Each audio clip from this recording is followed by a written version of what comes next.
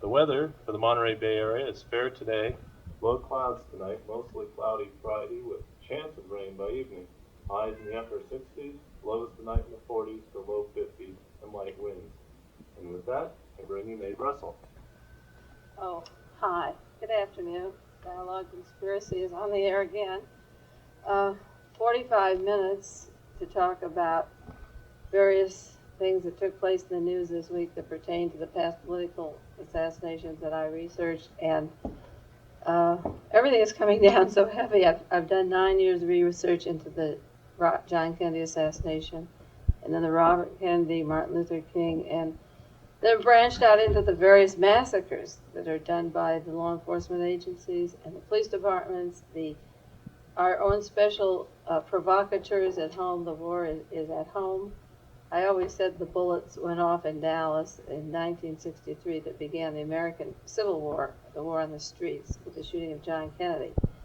But the news is coming in so fast that every day, I take 8 papers a day, that it's hard to sit down and write a book or concentrate on the past political assassinations. And the format of this show is to take the news each week as it pertains to the past political assassinations and show how the news is affected. But as you get to the top of this conspiratorial peak, the main goal of the whole shooting was to take a police state, to take the Democratic Party and dismantle it and put it into a one-party system where the electoral process would be under the control of one particular group who lost at the time that John Kennedy won the election. And when you talk about a police state, it has so many different branches to study, and I'm going into 3 things today that pertain to the past research that are very important. And I'm going to briefly list the things I want to talk about. If we have time, we'll do them. I'm going to talk about the appointment of Patrick Gray, the nomination of Patrick Gray, the acting head of the FBI, because that is number 1 in the list in a terms of conspiracy and murders or assassinations in this country. We saw the Wallace shooting where Richard Nixon got 20 million votes because Wallace was eliminated from the elections, and you saw the Watergate affair with the espionage team that's worked with Richard Nixon since 1960 at the Bay of Pigs. And the man who became the acting head of the FBI just before these things took place, one, the planning stage was planned and went into effect, and the other, they were caught in the act, but the evidence showed this espionage team and their links to the Justice Department. This man's appointment has been held up. We're going to go into that for a minute. Then we're going into the appeal of Sirhan that was turned down this week. The news is so glum in terms of the speed with which things are moving now as against in 1963 up to 73 that I sometimes wonder if there's any point in even attempting in 45 minutes to project some of this onto you, but we'll keep going if it's interesting. I don't think any single week since I did my research in political assassinations was as depressing as this week in terms of news. We'll go into the Sirhan appeal, and then we're going into the Santa Cruz murders, because I barely touched on that about 2 weeks ago. And when Cynthia Schell was murdered, and she was supposed to be the witness for the defense in a narcotics case. Since then, there's 21 murders up from the coast, the body pieces from Alameda down to Big Sur. And I'm going to show you how to follow that case as the story breaks every day, because it's really just beginning to break. And I've studied carefully the Oda family massacre, and this is engineered by the same team. And if you watch it closely and you weren't aware of the Oda massacre, I'm going to give you some guidelines on how to read the news on this terrible scene that's taking place on our coast in California. I promised to talk about the Middle East conspiracy and the energy crisis. I can't do that now, but last week when I barely got into it and mentioned that questionnaire that I got from Navy Postgraduate School, in that interim, the first airplane of Israel was attacked on a routine flight that escalated the Israeli-Arab conflict just this last week. Briefly, I'd like to talk about the Philippines and the martial law, because U.S. assassins were hired to kill Mr. Marco in the Philippines. And from the Washington newspaper that I get, it's a little newsletter that watches the Washington experiences going on. And there's a quotation that Mr. Richard Nixon the boss is interested in the Marcos experiment. I said Greece was a test case for overthrowing this country. The Marcos experiment was final plans before we get some kind of a state emergency here. I want to talk about the Alameda air crash. All these things pertain academically and statistically into the apex of this police state, the evidence in the Alameda air crash that we barely touched about last week in terms of creating emergencies, testing a hospital that was ready. Because this last week, if you heard the show the week before, we talked about that briefly. And this week, it was announced that the airplane pilot had no oxygen. His oxygen mask caught fire. The plane had no parts broken when it went down. The plane was in good shape. The pilot's oxygen mask caught fire. It was, in quotes, a localized fire where the pilot was dead, but everything else was all right on the plane. And the investigators said they still couldn't isolate the cause of that crash.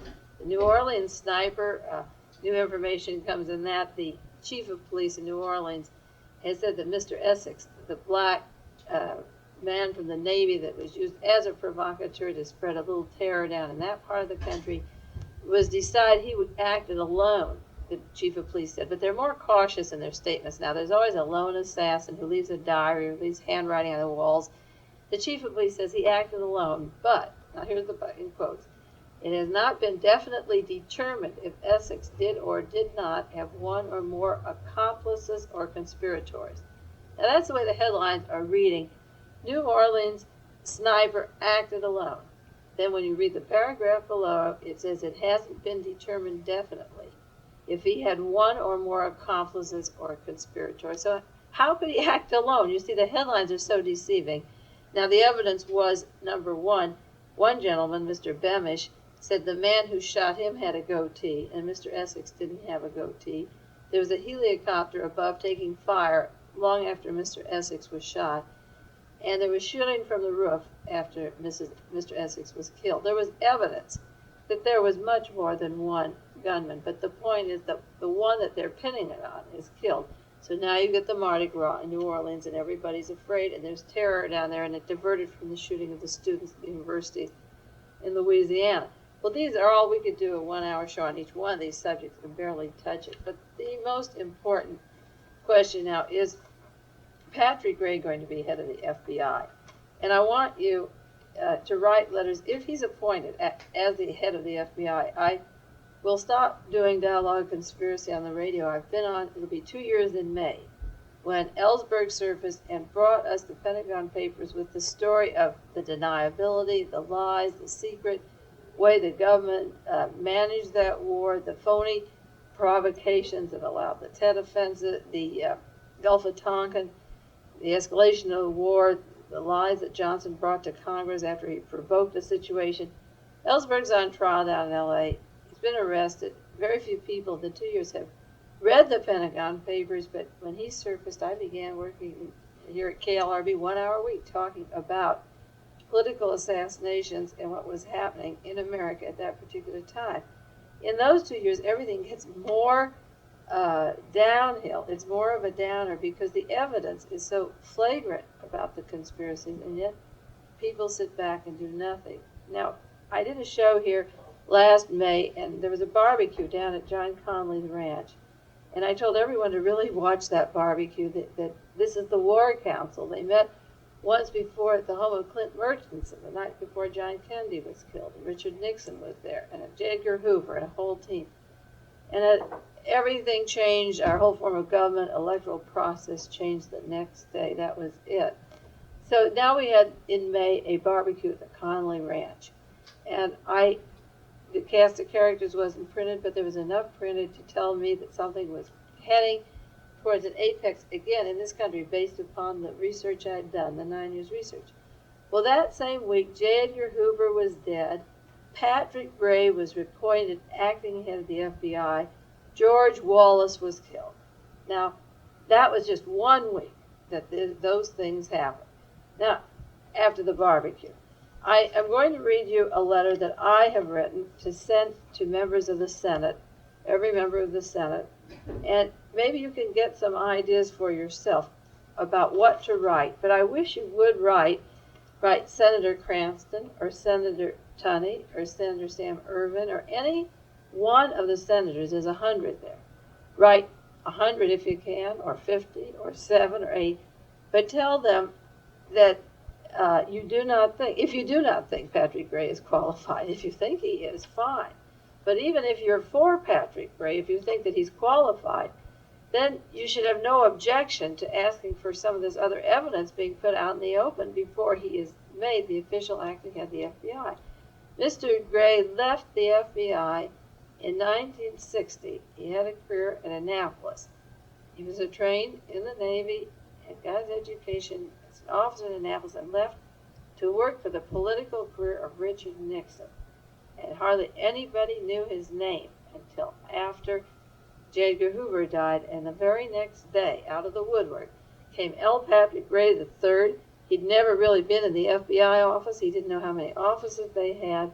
And Richard Nixon said, "That's my buddy," and he'd been working for his election and manipulating the behind the scenes with the ITT, calling off that investigation. And he worked in the Justice Department, Health, Education, Welfare, working for Richard Nixon all this time, and he surfaced as the acting head.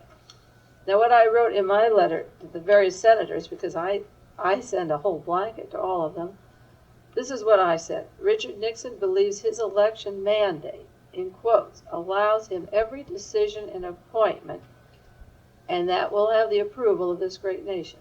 That mandate is as firm as jello under the noonday sun if proper investigative agencies examine the electoral espionage in the past 10 years. The Wallace conspiracy, concealed by L. Patrick Gray III, assured Richard Nixon of 20 million votes, more than any opponent who would run against him, and it finalized the John Mitchell Southern strategy. L. Patrick Gray said recently, in quotes, "Criminal justice system should be for the protection of society, not just for the protection of the rights of the accused," end quote. He then proceeded to protect every criminal in political sabotage since he became the acting head of the FBI. That is Arthur Bremer's co-workers, the investigation of Bremer, and the Wallace shooting, and the entire Watergate affair. He has protected those people. He said the criminal justice system should be for the protection of society. But when his agents are caught, then he protects the rights of the accused. Mr. Gray has worked with John Mitchell, the Justice Department, Chief of Police Ed Davis in Los Angeles, and Sheriff Peter Pitches. He has put the lid on political and conspiratorial murders in the city of Los Angeles alone, and I mention those because I take the LA Times, it's one of my 8 papers a day. I don't know where else he calls around the country to stop investigations, but he's the man who called U.S. Attorney Robert Meyer and told him to stop investigating Ruben Salazar, Jerry Leone, the Isla Vista riots, and the Sharon Tate LaBianca murders. These things were important because Ruben Salazar was investigating the links of the FBI to the Los Angeles Police Department and the CIA. U.S. Attorney Robert Meyer was fired upon a call from Patrick Gray on January the 19th, and he said when he signed indictments against the police officers and calling them and saying that those men did not make mistake shootings, that they were murders, they were not justifiable homicides, that the LAPD was doing, Robert Meyer said, "I signed my death warrant at that time." The services for Attorney R.L. Meyer were in Santa Marina, November 16, 1972. He was dead 10 months later. The Los Angeles dismissal of FBI agent Wes Graff by Patrick Gray III, when he first came into office, he fired a large number of FBI people that had been close to J. Edgar Hoover. One of them was Wes Graff, chief of FBI in Los Angeles. He fired him because a wiretapping device on the telephone and having to do with hijackers, which I know were their FBI provocateurs. But he said, "I won't investigate Mr. Graff's financing." And it turned out that Mr. Graff had almost $500,000, and half of that was linked with C. Arnold Smith, the man from San Diego who's Richard Nixon's long supporter. The evidence of the Los Angeles Police Department conceals the conspiracy murder of Robert Kennedy, and Patrick Gray does nothing about that.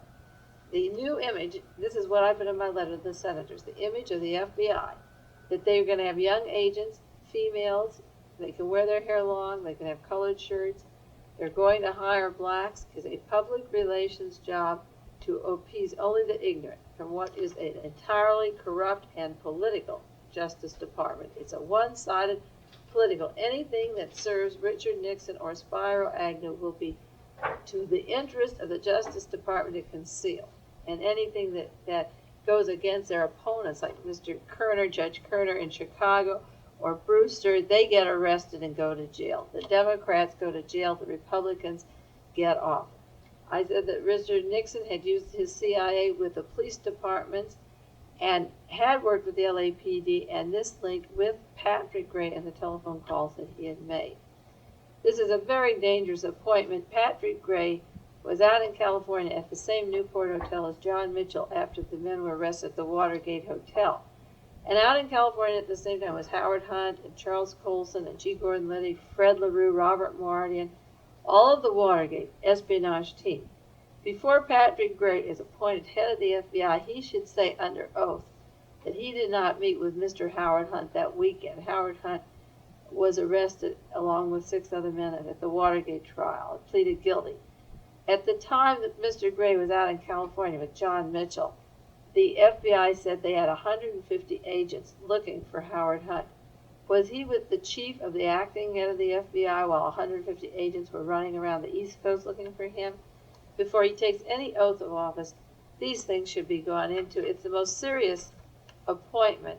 Well, I guess they're all serious now. The new head of the CIA, Mr. Schlesinger, I was reading his background, and one of the reasons Richard Helms was leaving supposedly was he was too liberal. Schlesinger is more conservative. So that tells you what's going to happen with the CIA. But this is the most serious appointment in the United States because it decides if some evidence is planted against a person, or when a conspiracy takes place, or if you hire an agent and conceal the evidence of the second gun in his car, like they did with Arthur Bramer, or who he stayed with at the Waldorf Astoria, or how he got his money. You see, whether or not there was a conspiracy to shoot at George Wallace is important, because that was one of the factors that was to cinch the vote that gave the mandate to Richard Nixon.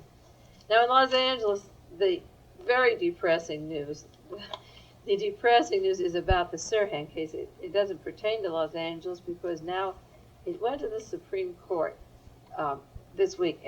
The thing that's so depressing to me wasn't even the fact that the Supreme Court, well, they refused to take the case at all. They just refused to take it. Now you get a court that is balanced, not balanced, by appointments made by Richard Nixon. And each of those men that was appointed by him should have disqualified himself because Richard Nixon wouldn't have been president, maybe, if Robert Kennedy hadn't been killed. Therefore, the opponent of Richard Nixon, we're talking about the murder of the opponent of Richard Nixon, and there are many books out now and many articles that it was a conspiracy to shoot Robert Kennedy just like it was a conspiracy to shoot George Wallace. So it seems to me that the men sitting on the Supreme Court shouldn't rule this out at all. But what happened, they took new evidence. The 2 lawyers for Sirhan Sirhan took new evidence that Sirhan did not fire the shot that killed Robert Kennedy. And for those of you who listen to this show every week over the last year and a half, we've talked about this many times. We've done many shows just on the evidence that Sirhan did not shoot Robert Kennedy. You could talk for hours, months on that. The lawyers took the evidence that Sirhan did not shoot Robert Kennedy, and the vote was 7-0 by the justices of the Supreme Court to not even hear the case. Now, 7-0. Okay. Where were the great liberal justices? William Douglas and Byron White.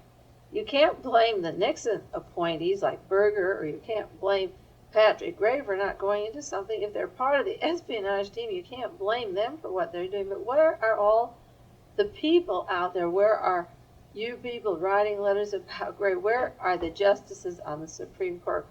Justice White and Justice Douglas abstained from voting. They didn't say why, but this was one of the explanations. Both were close to the Kennedy family, and may have chosen to disqualify themselves on personal grounds. In addition, White was Deputy Attorney General when Senator Kennedy was in the Justice Department. Well, it seems to me that looking at the evidence that somebody has been named as the murderer of their friend or co-worker, they wouldn't be prejudiced to examine that evidence. It seems to me that the other justices should have stepped down and disqualified themselves. If they are there on that appointment only because Robert Kennedy was eliminated, they should have been the ones to step down. And I don't know how the attorneys there were two attorneys, Millman and Hansen, George Millman and Roger Hansen, that represented Sirhan. And I don't know how they could take a case before the United States Supreme Court without asking the attorney, the justices appointed by Richard Nixon, to step down. But there was a lot of evidence. They went there with a dozen constitutional challenges to Sirhan's conviction. They said that, first of all, he was a Jordanian who didn't get a fair trial because there was so much publicity about his being a Jordanian citizen. The second place, they took a diary from his place, from his home, without any kind of a warrant. They did this to Lee Harvey Oswald, all the incriminating evidence. Went to the home, grabbed it all up, and they said to his wife, who was there, and Mrs. Payne, the hostess who owned the garage where this incriminating evidence was, they said, well, we don't have the search warrant. She says, well, come right in. We were expecting you. Take it anyway. And the stuff they took, Oswald said it was planted. He didn't own it. He only lived 2 days, but he said it wasn't his. Well, in the Sirhan home, there was this diary and incriminating evidence, and he wanted to question that. But he also had evidence. They also had evidence of extensive physical proof in terms of ballistics that William Harper did. There were 5 discrepancies between Kennedy's body and the bullets, and those fired by Sirhan's gun. And the Supreme Court refused to hear them.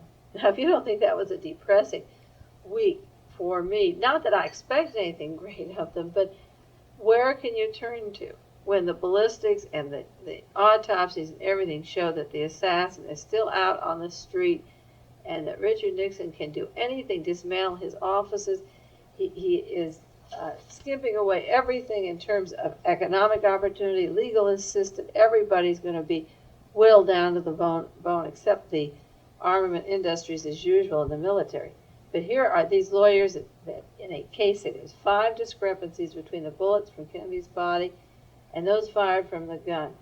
At the time of the trial, the defense attorneys never questioned the finding of the police ballistic experts. Now you see, here's the catch.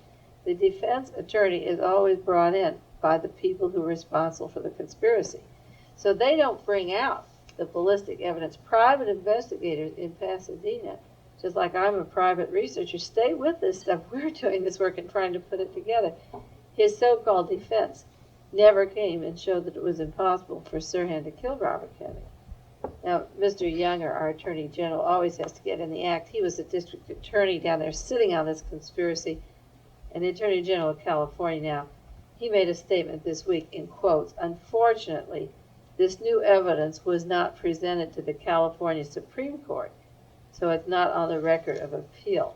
Why they didn't go to the California Supreme Court before the United States Supreme Court, I don't know. But again, Ronald Reagan and Evel Younger control those men and their decisions pretty much. So who do you turn to? Here's the evidence of the conspiracy to kill Robert Kennedy, and there's enough there to impeach Nixon, remove Patrick Gray, and all the heads of the Justice Department, Kleinitz, Ryan Coots, any of them you don't like. But who can you turn to when it's 7-0? We won't examine the evidence that Sirhan did not kill Robert Kennedy. It's so depressing to me. I shouldn't be on this weekend. I'm really feeling bad. Okay, now let's go to Santa Cruz because we've got 20 minutes, and that is very, very important.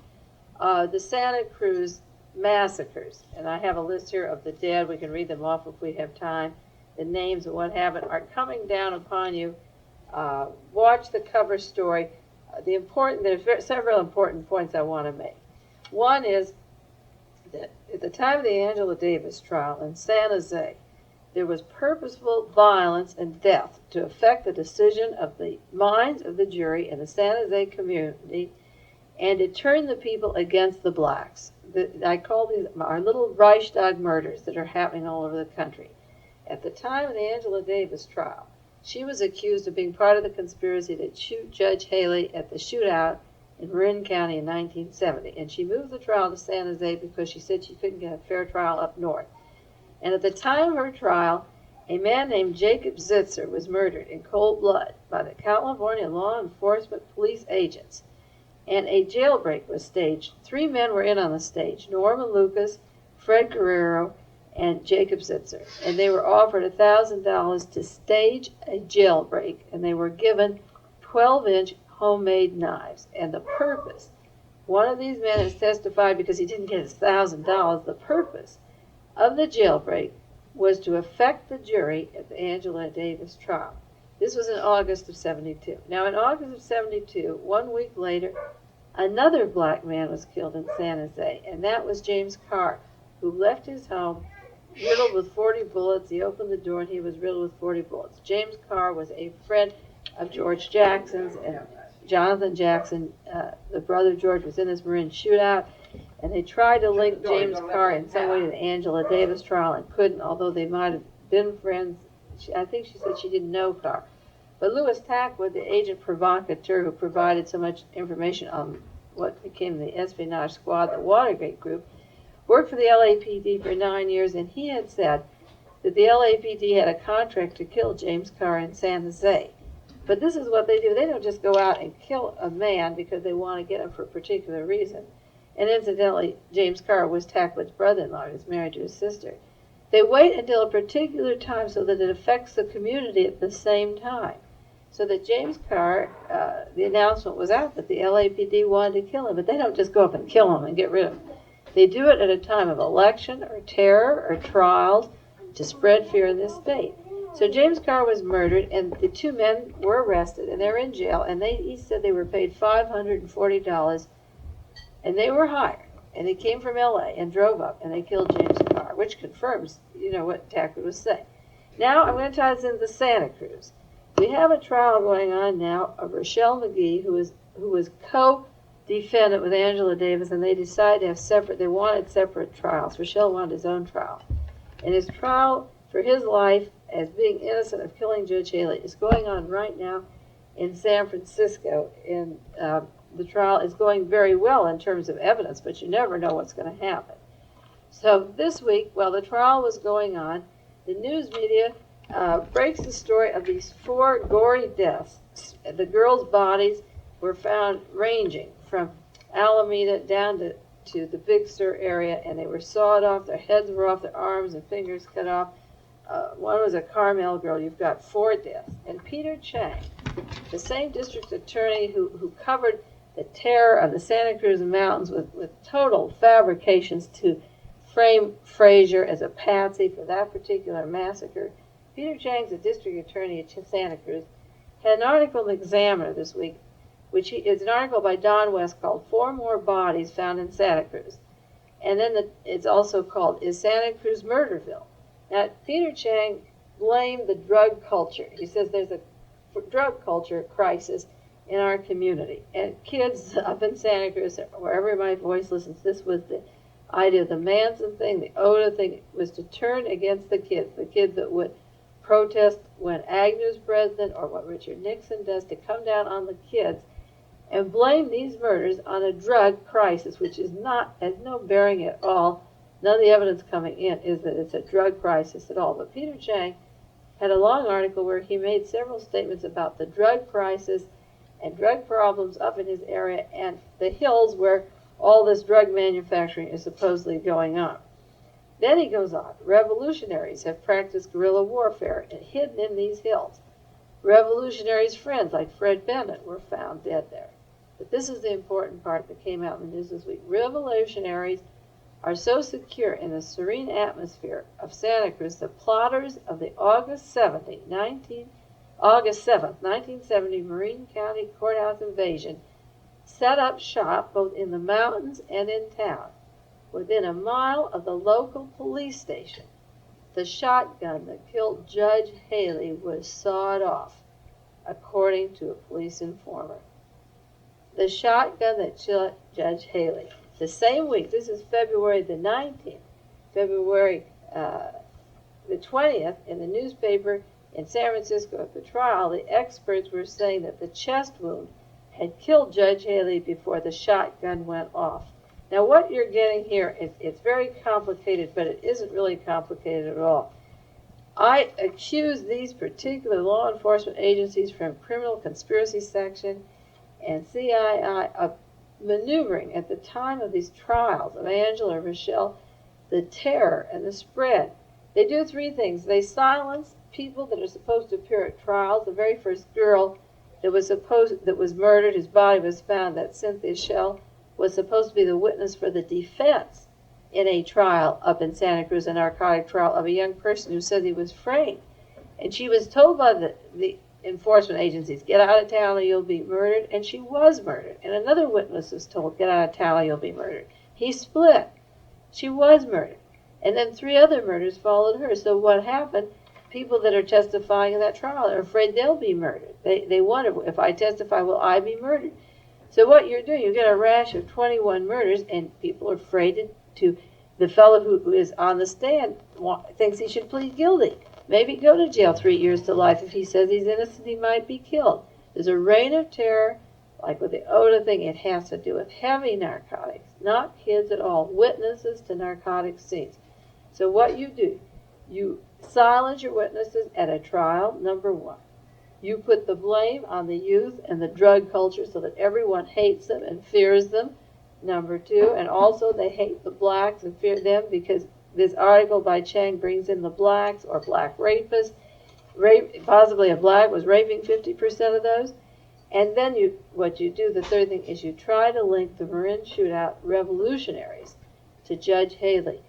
Richard Nixon came out at the time of the Manson trial, or just before, and said Manson was guilty. But here is an article coming out with references from the DA the same week that the trial is going on, saying that that gun killed that judge. And this is a very serious thing to have in the news media when the actual evidence shows not only did that gun not kill Judge Haley, did not kill him, but that the district attorney is spreading fear instead of realizing that people should be calm.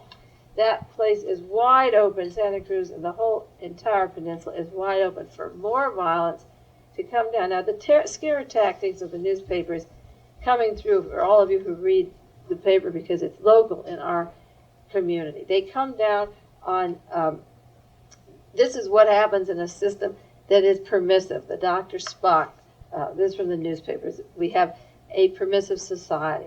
The actual truth in this story is that the boy who's accused of doing all these murders, Herbert Mullen, came from a father who was an officer in the Marines. He was in 2 wars. I'm sure he was very strict. I'm sure the child would tell you nothing but discipline all of his life, strict religious training and discipline all of his life. The second thing was that the boy was supposedly brought in on a drunk record and had been seen drinking, and he'd been out of a mental hospital. They arrested him, but he wasn't sick. He said, I'm just drinking, I'm drunk. The truth is he never had drugs. He never was into narcotics. The gunman said in the paper just today he had no narcotics record. The worst he had was he was involved in the possession of a marijuana smoking pipe. That's what the paper said today, a marijuana smoking pipe. But they don't come out against strict parents, authoritarian parents, when they want to say all these 21 people are murdered. They don't come out against drinking alcohol. The third thing was the scare tactic. Everyone in town's buying a gun because he had a weapon to shoot these people. So they tell you that the nuns, the priests, the nurses, everybody's buying guns off the rack like mad. Well, this should be a reason not to buy guns if guns are doing this. If he could walk in and just buy a .22, that should be a reason not to sell guns. So the newspaper says, we can't have the gun laws now because all the crazies have guns. You see, they're not against guns, they're not against authoritarian parents or against alcohol, they're coming down on the kids. The articles in the paper says we have to encourage people to get more guns. There's another article that says he was let out of a mental hospital. He had broken down, he was at Mendocino, he had a mental breakdown, but the media doesn't tell you that Ronald Reagan's closing all mental hospitals, that a boy who comes from authoritarian military family with a strict religious background, like the Whitman kid, or a whole list of these kids are doing these massacres that go berserk, who say, I wanted to kill my father. I mean, this boy, Mullen, goes up and shoots a man in the garden who's 72 years old. He could have been like the Whitman boy who left letters saying, I hate my father. You see, the whole point of the propaganda of this thing is to come down on the kids and their drugs, their marijuana, or their togetherness, or their hitchhiking. The actual boy who was brought in is not a typical hippie. It's from the authoritarian home. He'd been drinking. He'd been in a mental hospital. So there's no pressure when the news breaks about these murders to have Ronald Reagan open the mental hospitals. The pressure is to get rid of the youth, kids, and lock them up. That they're a menace to Santa Cruz and the society. Then they tell the community, lock your doors. Everyone should lock your doors. Now everyone's locking their doors. None of the evidence in any of these murders was that they broke into a door or broke into a home. They went into a home where 3 people were killed, Mrs. Francis and her 2 babies, and they said they obviously knew them. She was eating food out of the icebox. They went in the home of the Ganeros. They knew them. 4 girls were murdered because they were hitching home from Santa Cruz at night, or 1 from Cabrillo, 3 from campus at Santa Cruz. They didn't open doors and were assaulted. See, the violence that I talked about on last week's show, if you heard, of getting your weapons and getting your doors locked, they're playing into all your fears. Somebody has taken these 4 girls and sawed them up and sawed their arms and legs, and they're telling you, get away from the kids, the drugs, the hippies, lock your doors, get your guns, you're in danger. And the nice policemen are going to come and get you. Now the ranger comes out and he gives an article, and he says those 4 boys are responsible, in effect, for their own deaths. He says they broke laws. They were lawbreakers. They were nothing like public officials. He says they were not obeying the order to not be on the campgrounds. Well, when you think of all the many, many laws that are being broken right and left, just the Watergate group alone. I was reading an article about the illegality of the National Security Council handing over their wiretapping. They're not supposed to bug homes without permission of the Attorney General, and they were handing their information to Mr. Hunt and Mr. Liddy at the White House against all laws of this land, handing them right to their desk. The lawbreakers stopped with the top up. 4 boys were in a tent camping. So the ranger says they shouldn't have been there. They shouldn't have been camping. If they had been home, nothing would have happened. Then along comes this thing about the revolutionaries and the shootout, and scaring you that there's a revolution. Guerrilla tactics in those hills. I have friends that have taken rides in those hills between Watsonville and Santa Cruz on weekdays. The paramilitary is so heavy in those hills. Of the right wing, those aren't guerrilla revolutionaries going through those hills at all, and they haven't been for the last 3 or 4 years. Those are the vigilantes, the scare tactics, the poses that are clinging out some more, that are pretending to look for bodies that are going through those hills. Now, this boy that was arrested, they blamed the drug culture on this arrest, and they blamed Eastern religions.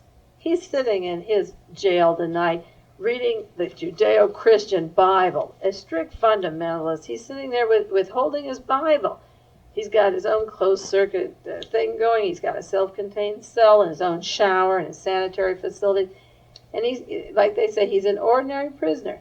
And he's sitting with his Bible. They said Mullen requested a Bible. He's not reading any Zen or anything like that. He's not into Zoroaster or Buddha. He's reading his Christian Bible, the same Bible that allowed Vietnam and Laos and Cambodia and Auschwitz and Buchenwald and every concentration camp in the world and the Inquisition. I'm really mad tonight.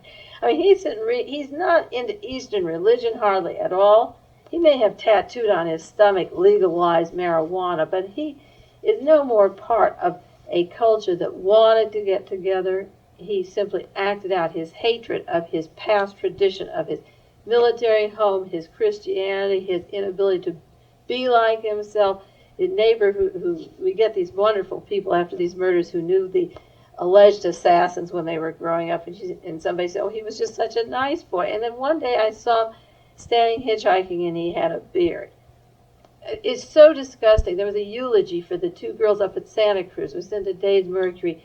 And they read the prayer up there, and they described one of these girls as being such a nice girl and fun-loving. And she says she wasn't a saint. She used to hitchhike, and she was the one who had on her record player till 2 in the morning. You know what pop music does for you. Look at the intonations here of the record player. And speaking of record players, I have to digress from Santa Cruz because 10 years ago, Bob Dylan wrote a song, A Hard Rain's Gonna Fall. He was 22 years old. I read this week, Bob Dylan's down in Mexico making a movie with Peckinpah, the most violent movie maker that there is today, you know, along with Clint Eastwood's movies. Is Peckinpah making a movie down in Mexico. That hard rain that he talked about when he was 22, it's really fallen now. And where is Bob Dylan with the most violent of the violent, making money, you know, over there on another kind of, it has to be another violent movie. As the rain falls, and brother, it's falling now, it's 10 years later, Bob Dylan is out there in Mexico working with Peckinpah.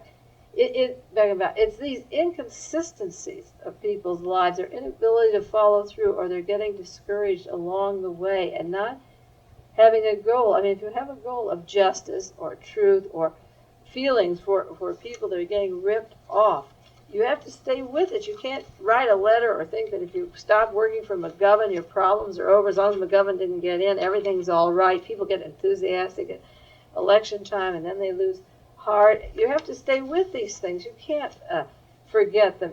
Now we have this whole profile of Herbert Mullen. I don't have time to go into everything about his life, but it's a sad life. I've told you briefly, Mendocino County and drunk and studied karate and a loner. They're bringing again like the Arthur Bremer story. He had a girlfriend, but she rejected him, but they can't find the girlfriend. The one thing, if you got anything out of Dialogue Conspiracy, those of you that listened almost 2 years now, or those who pick it up for 1, 2, 3 weeks, every one of these conspiracies has the same cover stories. They got rid of the script. You know, it's like the movies. Hollywood, I read this week, is going bankrupt with their movies. It's becoming an empty ghost in terms of movie making. The reason it's empty is when the foreign movies came after the war and dealt with honest problems and honest people and real situations, Hollywood was doomed to fail. And the conspirators that plan these murders, that spread terror in your community, that pit the youth against their own community and parent against child, and, you know, and family against justice departments. Instead of looking for truth, they settle for half-truths and lies. The Hollywood script, the Doris Day movies, the old Loretta Young movies, and Ruby Kilo, they had certain scripts or formats of how they got their man, they kept the man, and the conflict in between. They were written by the same guy. And the Justice Department and the police agencies and the criminal conspiracy section have only one way to cover their crimes. They have one way to cover the story. Their misfit, their loner, their girlfriend is always the same kind of a story. And the smear tactics, the effect comes down so that they get the message in Santa Cruz. Now, girls, don't ever hitchhike again, or in Monterey or Carmel. So all of you go get your jobs at Macy's or get your job from 9 to 5 and do your work, and don't trust your own instincts about what life is like, because you have to get that car and start making those payments or somebody's going to kill you on a street corner.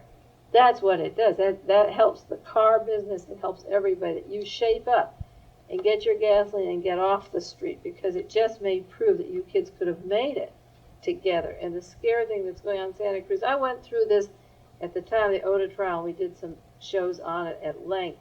But this is a repetition, and if you weren't conscious of it then, watch the cover stories and how they come down on this young generation, and then watch the real facts as they come in.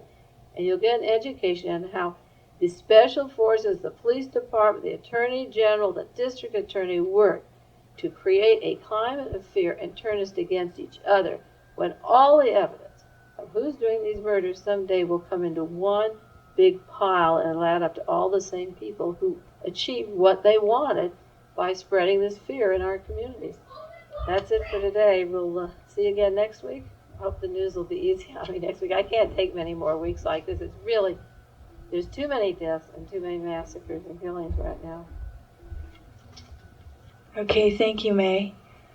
And this is KLRB in Carmel.